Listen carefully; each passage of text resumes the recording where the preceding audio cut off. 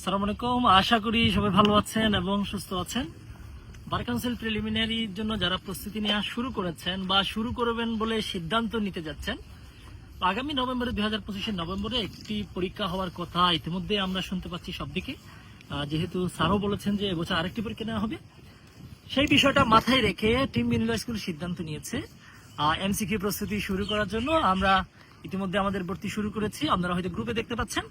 আগামী 7 মে 2025 পর্যন্ত একটা স্পেশাল ডিসকাউন্ট থাকবে। 8 তারিখ আপনাদের সাথে আমাদের ক্লাসে দেখা হবে।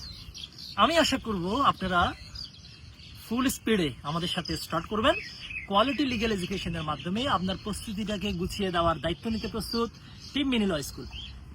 ভালো পড়াশোনার মাধ্যমে, স্ট্র্যাটেজি মেনটেন করার মাধ্যমে আপনাকে প্রস্তুত করার জন্য আমরা মানসিকভাবে এবং অন্যান্য যেই বিষয়গুলো দরকার সবকিছু নিয়ে আমরা প্রস্তুতি গ্রহণ করেছি।